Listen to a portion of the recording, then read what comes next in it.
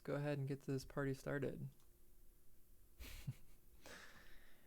Okay, so what we were talking about before the last stream cut out is we were talking about dissecting, or not dissecting, but just looking at the smart bones, figuring out what the smart bones are doing exactly. So if I go back to the main layer here, let's click on this one right here. So we know this is our blink. And when I do an alt right click, it shows me the layer that it is.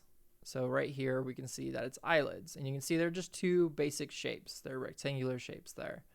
And then to bring up your actions window, you're going to hit Control K on your keyboard.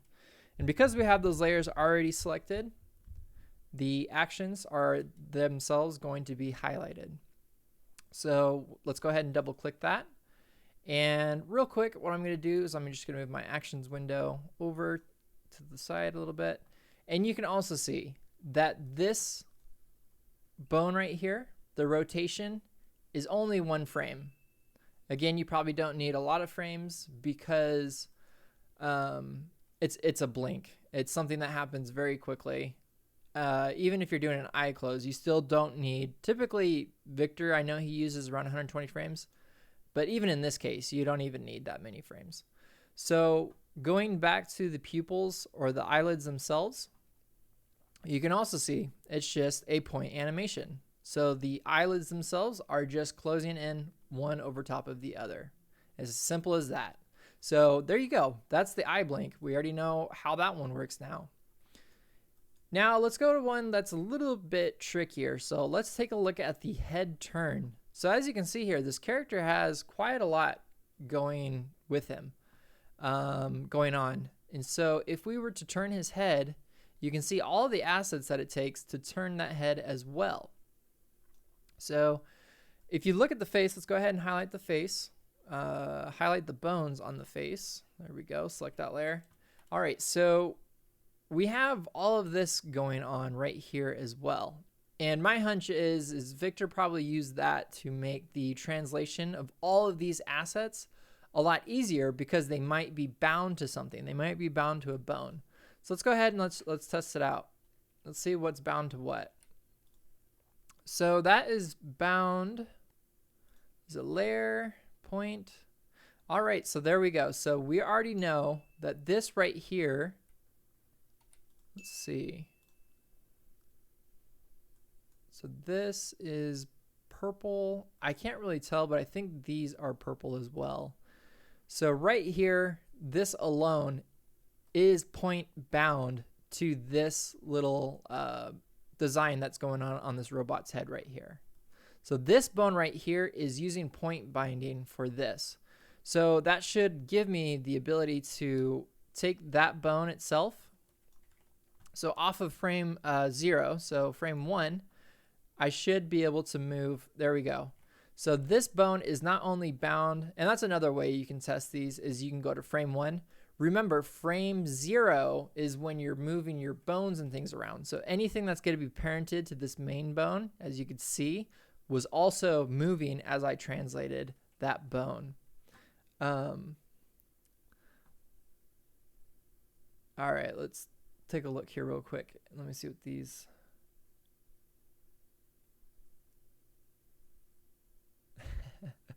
All right. So right here, you can see that all of these bones are parented to this main bone. When I go to frame 1, this is also another really easy way to see what's bound to what. So when I move this main bone again, you can see that this main bone isn't bound up here. Something else is binding up here, and it's not this bone. So it could be, I don't know what bone it could be because that's what we're trying to dissect here. But you can see here that this bone not only controls all the assets here, but also does some sort of point animation down there. And that point animation might have been made by me. Let's check it out real quick here. By accident, let's see. And it was. Okay, so what I'm going to do then is because now I know that those bones have a point animation in the head, which isn't supposed to be there because I added that by accident. I am going to highlight those bones now.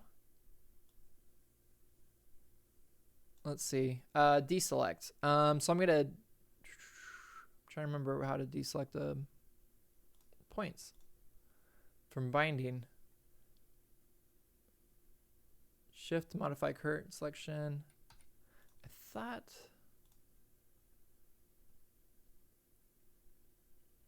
Oh, you just highlight them again. Okay, another brain fart. Great. All right, so I'm gonna highlight those bones. And there we go. Now they're deselected. There we go. All right, so now when I rotate this head backwards and forwards, it should be doing what it was doing originally. So I'll tell you what, because I think I screwed this character up, and because we're in the dissecting process, I'm just going to open up a new one, just so we can see what it was supposed to be doing there. Oops, not Explorer. Add to current document. Perfect. Okay. All right, so now, again, go ahead and just take out your animation from document. Don't need any of that because we're just focusing on the rigging. Okay, so let's see what that head was supposed to do again. All right, so that was correct. Okay, so now let's take a look at what we were going to do before, which was the head turn. And we got an idea that this bone right here is controlling all of the assets here, including this here. But as you can see, as I'm turning the head turn, as I'm turning the bone for the head turn backwards and forwards, this bone is not translating. So that actually lets us know that that bone does nothing in this case.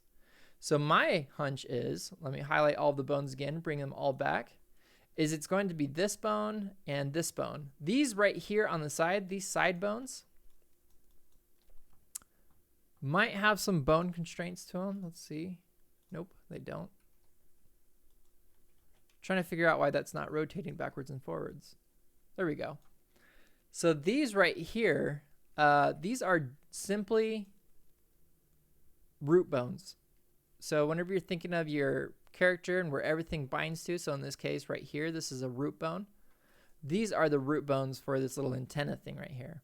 And the reason being is the reason why they added root bones there is because if I took that root bone off, which I'll go ahead and do, and I wanted to rotate this backwards and forwards,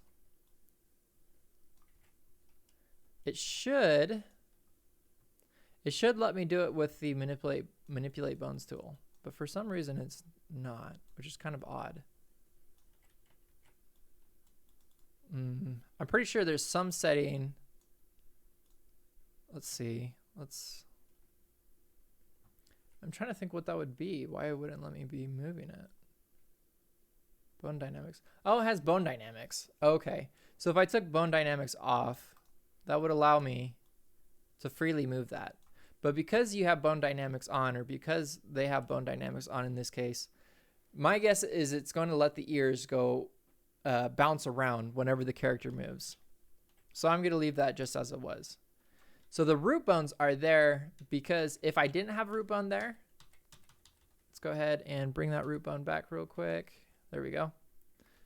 So if I didn't have that root bone there and I did want to move that around, that antenna would come completely off, would come apart completely, because it's not through an IK chain or an inverse kinematics, it's not linked to anything. So if I was to move that backwards and forwards, it would actually come off of the head at one point, whether it's during a head turn or whatever it may be. So this is to keep it in one place, in this case for this antenna, because he is using bone dynamics.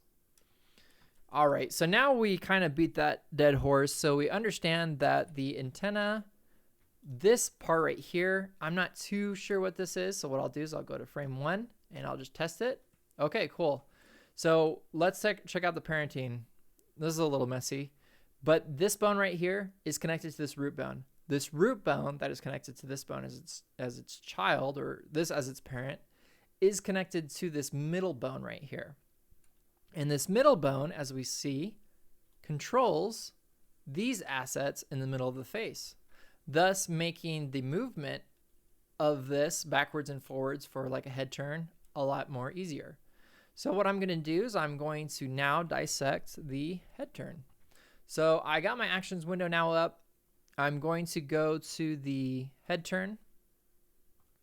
And as you can see here, there's not a head turn 1 and 2. It's all one big action. And let's see why that is. So I'm just going to close this real quick. All right, so let's take a look here. So we have a couple of different bones. What would be really cool is if I highlighted this channel and it showed me all of the bones that highlight with that. I'll have to make that as like a feature request or something. So you can see as you click on a channel what bones that affect. But I already have an idea that this right here, this rotation channel is for this head turn. So let's go ahead and let's back this out a little bit. All right, so there we go. So typically, like I said, Victor has it set at 120 frames or 100 frames, it depends. And if I rotate that, you can see it's a slow head turn. And the reason why he's using so many keyframes is because there's a lot being translated now. It's not just a simple eye blink. It's not a quick action. It's something that can be done slowly. So if I wanted to actually have the head turn of this robot just be like, and turn really slowly, it could do that because it has all of those frames now. Because the less frames that you have, the more jittery it's going to be, or stuttery or glitchy or whatever you want to call it. So if you're looking at this bone right here, which is representing this channel, we can see that that action is working, or how that action is working. Now, if we go to this right here, if we highlight this bone, you can see that there's only one channel and it's its rotation. So we know that that's not the translation channel. So let's highlight another bone. Okay, cool. I think we might have found it. Nope, it's not it. There we go. So that looks like it might be the bone we're looking for. As you can see, there's actually another keyframe right there. So that's something else. That is not that bone. So what I have highlighted now is this middle bone. And I can see, because of this red keyframe, that these are the keyframes that that bone had created, or excuse me, from this red translation channel. So now, when I scrub this timeline, I know that right here, Victor or whoever animated this was basically rotating these pieces right here. So that's all that is a simple rotation. But as you can see there, they're not only just translating, they're also changing shape.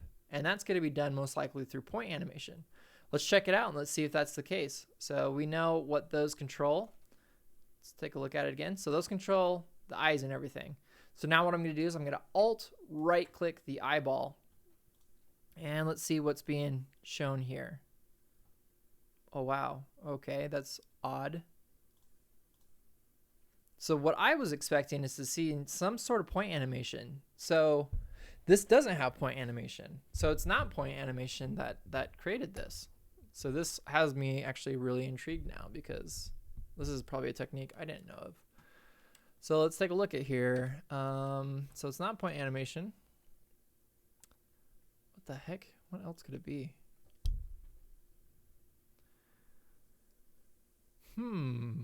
That's actually really cool. If that's not done with point animation. And this is the whole process of dissecting, or just picking these apart. It's just to see how this is working. I am really stumped. I really don't know. Oh, there we go. All right, so the ear, those are done with point animation. My guess is the pupils are also done with point animation, but for some odd reason, or the eyes I mean, but for some odd reason, the keyframes are not being shown. I honestly don't know how he did that. I don't know if he let's see here, rotated the layer. No, definitely not. Might have sheared the layer. I don't know. The channels aren't there. That's the only way I'd be able to tell what's going on with this, and I can't figure it out. So for that portion right there, for those eyeballs, that's amazing. I don't know how that was done. That's the first time I've been stumped by someone's rig. Yeah, that's really weird. So we know right here, if we go to alt right click this antenna, we know right here, let's see if we can follow some points here. So watch all of these points. Can you see that they are all turning? This is done through point animation. So if I wanted to, I could actually take and I could pull this further this way or that way, which is not necessary. But that's just to show you that this is actually all done with point animation and the curvature tool. So you got your point animation and your curvature tool. For the eyes though, I have no idea how that was done. So we won't really look into that anymore because that's just confusing me now. For the mouth,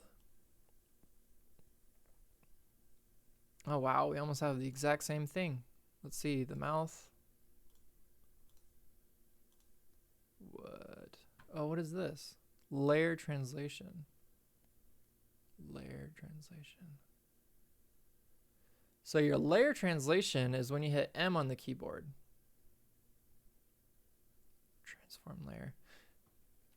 You know what? I think what might be going on is because there was a change in names and things like that between Anime Studio 10 and Moho Pro 12, or actually Anime Studio 10 to 11, there's been a change of names. I think that's making it so that the channels themselves aren't even visible. So right here, like this is layer translation. Let me just do a quick example real quick. I'm going to go back to frame 0. I'm going to make a new vector because now I'm forgetting what these were called. And I'm going to go to frame 1. I'm going to click that. Okay, so that is layer translation. Okay, so that is correct. So what I'm trying to figure out, or what you're probably trying to figure out with me, is for the mouth, you can see that it is made up of a group because inside of that group, there are teeth. So you need a mask for the teeth. So there is a mask created for that alone. And then you have, inside of that mouth, you have your bottom layer, which is, oh, interesting. So that was added to the mask. Let's see what these were. What the? So this is a new, and this is, see, this is the really cool thing about dissecting rigs is there's always something new you can learn from someone else. That's for sure. So that was done with a simple masking.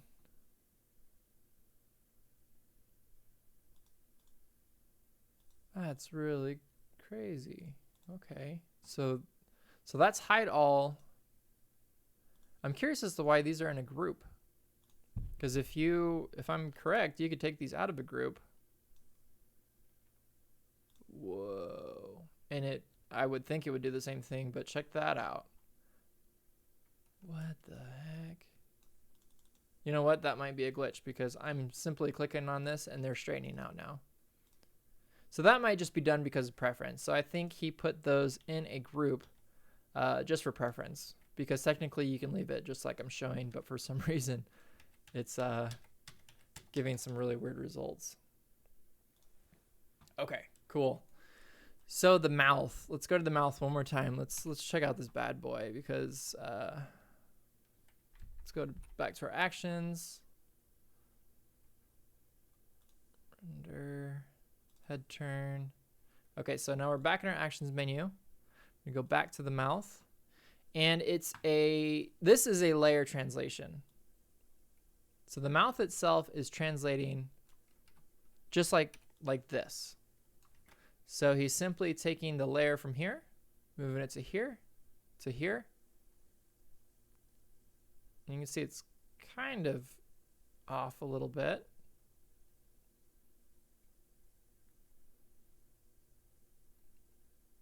You know what? That's what it was. Okay, so the eyes and the mouth, they're not changing angles at all.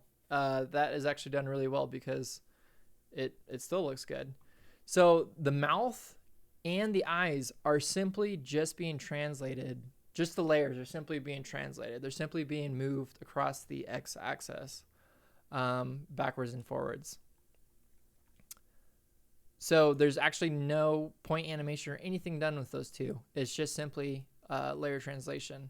If I go back to the, let's see here. If I go back to the head, whoop, created a new translation layer. Didn't want to do that. And I select, let's see. So that was for this bone. That's going to be translating. If we alt right click, you can see that's also point animation. So there's a lot of point animation being done right here. And it's pretty impressive if you have the time to take a look at these things.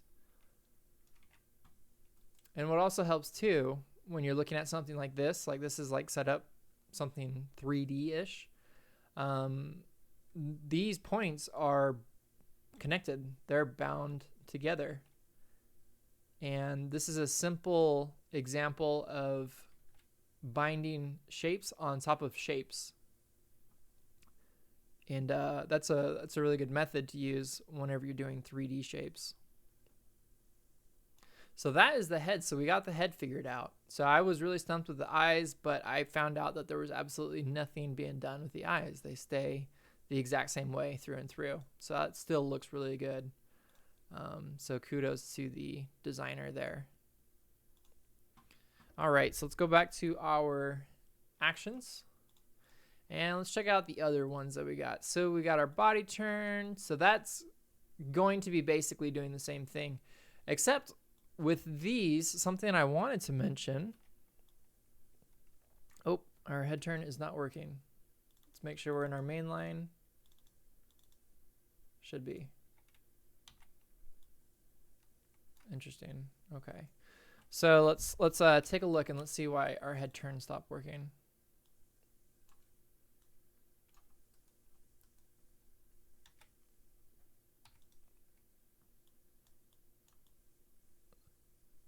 Well, that would be why, because our rotation is gone. So I think I might have accidentally deleted the rotation. So I'm going to bring that back real quick. So I'm going to create my rotation keyframe here and here. There we go. Go back to the main line. Okay, so that's back. All right, so the head turn, one thing that I wanted to mention that you probably didn't notice if you're new to this is, let's go to the head turn action, and then let's click on the ear. Now watch what happens in these layers. Let's see if I can find the other one. Eyes, mouth. Okay. Watch what happens with these two layers when I rotate the head. Oh, when I go through the keyframes. Did you see that they swap places? That is your layer ordering, and that's your animated layer ordering. So if I go double click on my head and I go to, oops, nope, I want to go to the main layer. So if I double click on the render and I go into depth sort, that's going to allow me, when I have that checked, to enable my animated layer order, which is what you saw right there. I might need to get a drink of water pretty soon. I'm losing my voice. So let's go back to the head real quick. And also, as you can see there, it's going to be anything inside of the group. Anything, so your ears here, they would have to be inside of a group because they need, whether it's a bone group or whether it's another group that was created like this one, because they need to be switching spots in its nested order. So you have your group, and then you have everything that's nested or indented inside of the group, showing that's in the group. And then any of those assets inside of those groups can be swapped around, and that's known as your that's known as your layer ordering. And so with that checked, that's going to allow you to change the order of your assets. So there's a lot of times the question of, how do I put the arm behind the body or in front of the body or something like that? That's how it's done. And in this case, it's done really well because of not only point animation, well, sorry, not only because of layer ordering, but because of point animation. So if I go to this character right here again, you can see there's just that faint little pop. A lot of times though, what you'll see in what people animate whenever they're doing arms behind their backs and stuff like that is when they are creating their smart bones, they aren't doing enough point animation. There's just a lot of just, I don't know, rapid movements. Whenever there's like a body turn or something, the arm just disappears and then comes back again and then it disappears whenever you're rotating backwards and forwards. And one of the things that you just got to remember whenever you're thinking about your rigging process, and I talk a lot about this in my course, is planning everything that you plan out. So in this example right here, this character isn't going to really be able to do much other than let's see here. Let's take a look at see what he can do, in fact. So we know his legs can turn sideways. Okay, so it looks like he can change directions of a 3/4 turn to a 3/4 turn, which is really impressive. That's not something easy to tackle, because you have to be able to draw these things out on paper. You have to know what your angle is going to look like. Anime Studio or Moho is really going to help you with the in-betweening part, but I'm pretty sure Victor or whoever the designer was who ended up designing and animating this animation, they had to know what it was going to look like prior to animating and moving these things in Moho. So this was most likely done in another program or on paper and pencil and then drawn and created in Anime Studio. But they probably already had planned out what each view is going to look like for this character. And real quick, I'm going to check on my stream here. Stream health is low, but I hope that's still doing okay there. Okay. Oh, and sorry, 3 Baffs cartoon. I have multiple windows up. I didn't see your comment there, but I appreciate you letting me know. Okay, cool. So we got that figured out now. So you have your head turn. Your body turn is going to be really the same way. And let's go through it real quick. So look at that. So you got all of this right here, to be quite honest with you, and this is what I'm talking about. Do this stuff on paper and pencil, or pencil and paper first, and draw this stuff out, because it's going to be that much harder trying to figure out mentally in your mind what these are going to look like just by moving points around. It can get real messy real fast. And even if you have something behind it, so maybe Victor in this case had this already drawn out, and he basically probably here. Let's do a quick example real quick, because this is something that I actually do. So a lot of times the question comes up like, oh, how do I know where to move stuff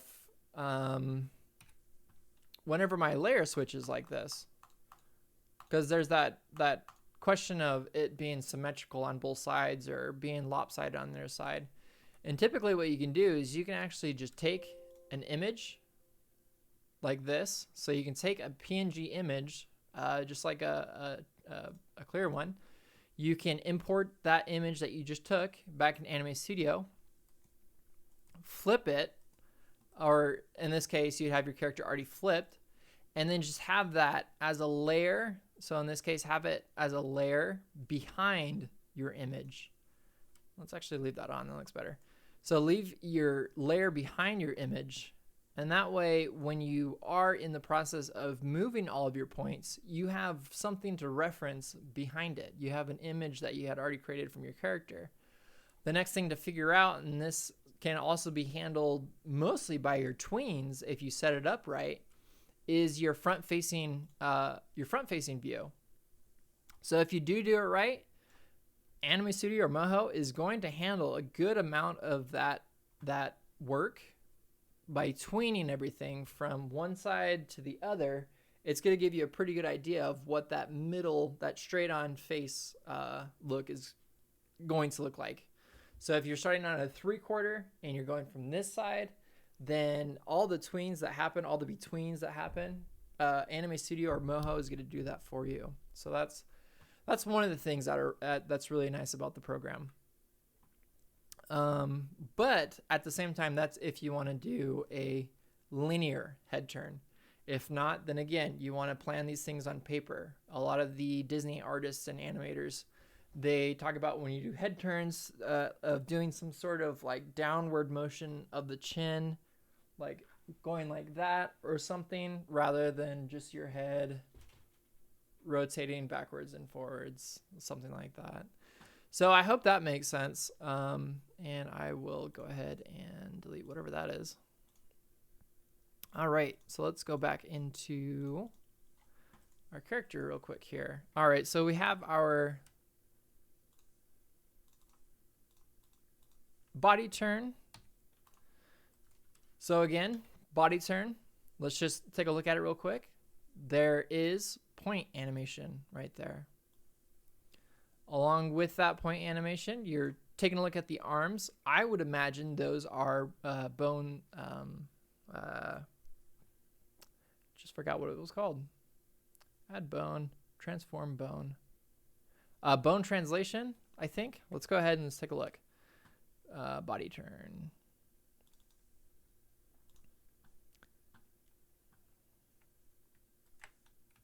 Might need to take a little break here in a bit.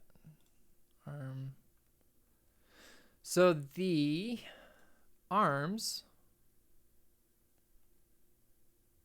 Oh, you want to know something else cool about the new Moho? Is because you can mute channels, you can actually mute an animation as well. So you should at least. Let's see.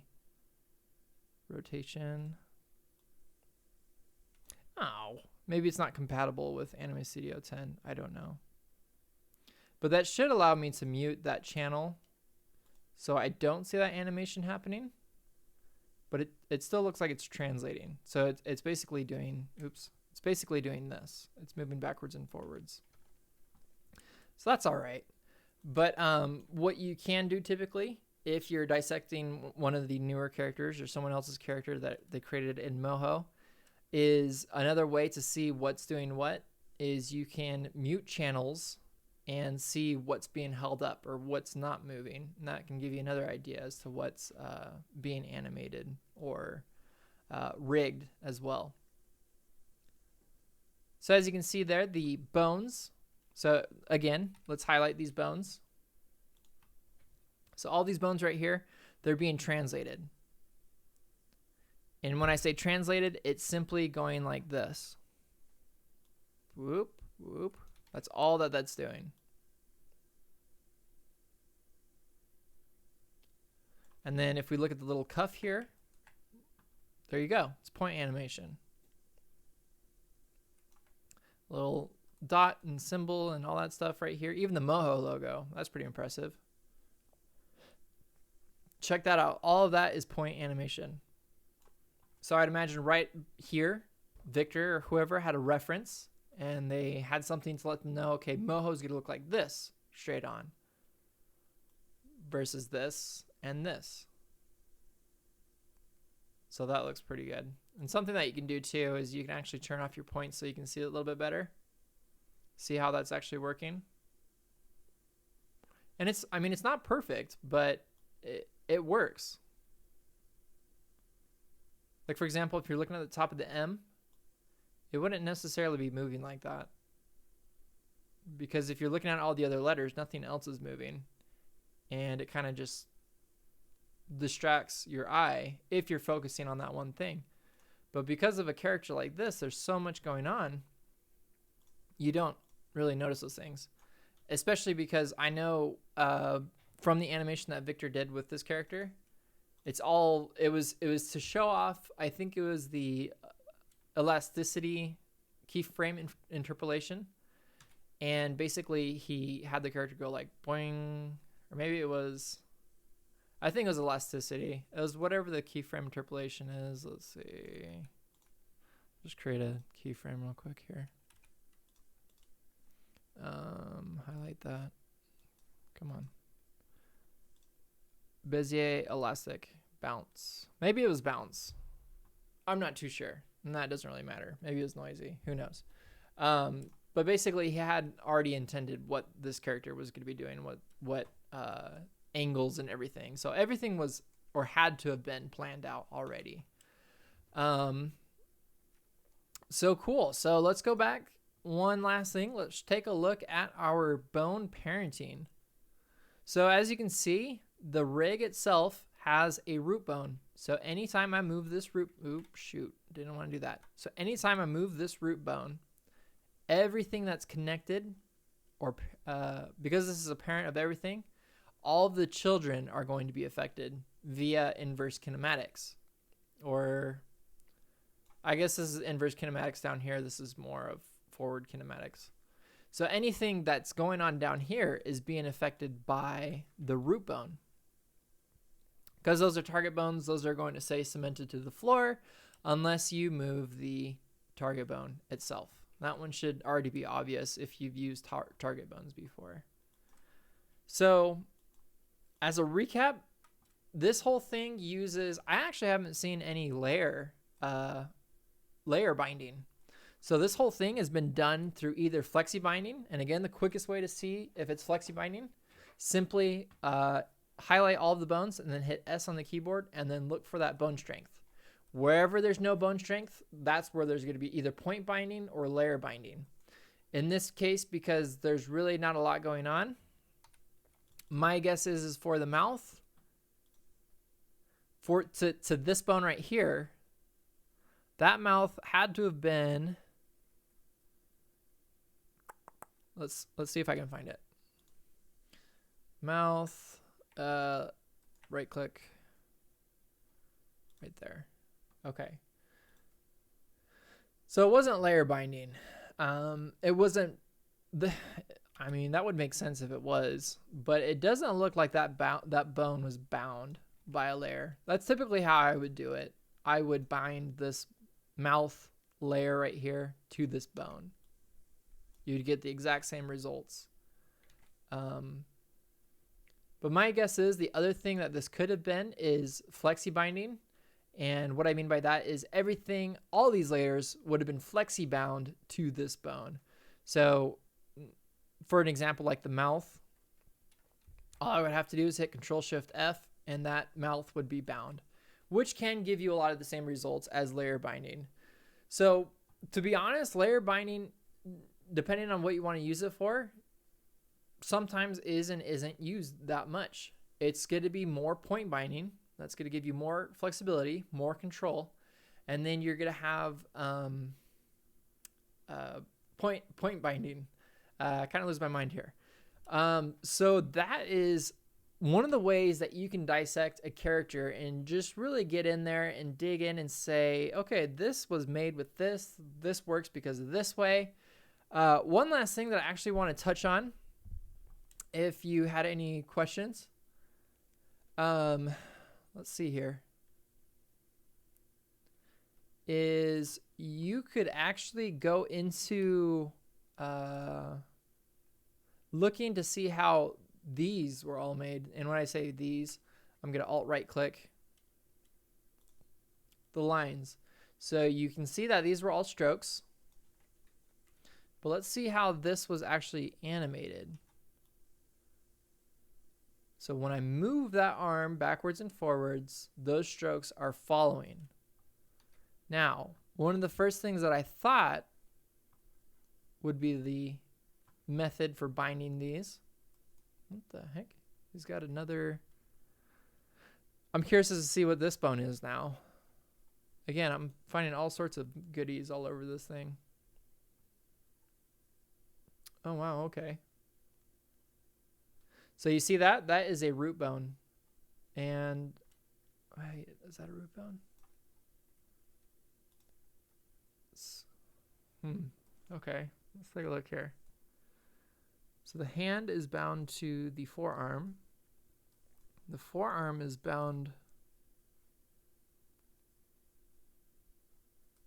Getting lost with these arrows. But the forearm goes back to the main arm, the bicep.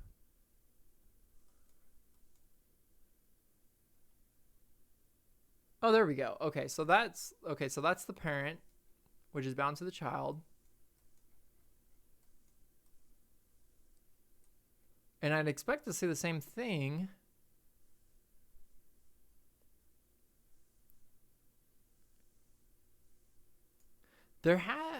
What the heck? Oh, that's really weird. I wonder if did I mess that up? Whoa. Oh my gosh, there's so much going on. So if things get a little bit cluttered, what you can do is you can actually hide all the stuff that's cluttering everything. So in this case, I'll hide all of these. So I can turn my parenting on and, they're still there. Maybe hide selected bones. What the heck? Their little lines still show. That's not what I wanted. Yeah, some of these get a little bit tricky. It looks like you're just looking at spider webs and you're trying to connect spider webs together. It gets really messy. Okay, there we go. Red helps a little bit. Weird. Okay, so this is something I've never seen before, and I didn't even notice either. So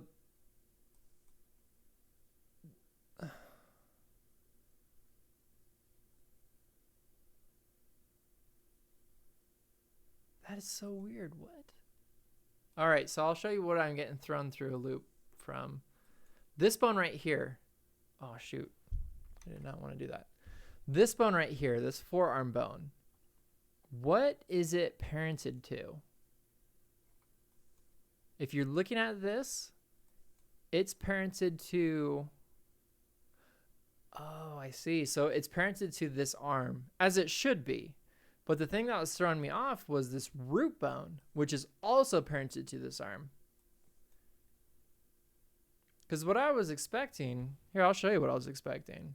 So if there's a root bone right here, it would make sense to me if it was bound to the root bone. But instead it was bound to the arm. Oh, I see. Okay, so what that does, the reason why that is bound like that, is because as you can see here, I'm moving the arm, but this is more like forward kinematics. There's no inverse kinematics. It's not affecting the arm itself. I'm moving the forearm, and that's all it's doing. Oh, wow, that's really cool. I didn't know you can do that. So, man, that kind of blew my mind just now. So I'm looking at this forearm, and it's going to connect to the main arm there to make that possible. That's crazy. So the one thing I'm just kind of stumped on is how this bone is staying there. The only way I can see that this root bone right here is staying planted is because it's connected by this IK chain in the arm. So yeah, that's dissecting a rig. You're gonna find a lot of cool things, especially when you take apart Victor's rigs, who has been doing this for I don't know how many years, but he's the professional. He knows all of this stuff. I'm kind of on a lower advanced level. I can pick the stuff apart and see how it works, but something like this, like that threw me through a loop. That's something, I mean, you're always learning something every day. And anything that I learn, I basically pass on to you. I'll teach to you. And the same will go with the course. When I learn new things and new ways to rig inside of the course, I will add those to the course because that's just a way to, I don't know, to help people. So I know this has been pretty long, and I was hoping I could have got this done all in one go, but I will download both of these streams. I will edit them together because there was a lot of crap that was happening in between. And I hope this helps you out. Let me know if it does. I will get these re-uploaded hopefully today. And I enjoyed doing this. If you have any questions or comments, be sure to leave them in the comment section down below. And let me know what you think. Let me know if you like this, if you like the whole dissecting a rig and seeing how these things work. Because it's really fun and you'll learn a lot of cool techniques. And do it with other people's rigs too. You learn a ton of things. I know a lot of times it's strange, but like in the groups that I created or in the different places that I see, people say, "Oh, do you have a rig I can download? Do you have a rig I can download?" And they download it, and I'm not even really sure why they need it or what they do with it. Do people actually dissect rigs like this? Is this something new to you? So let me know in the comments down below. I hope you enjoyed this, and I will see you guys later once I hit yes.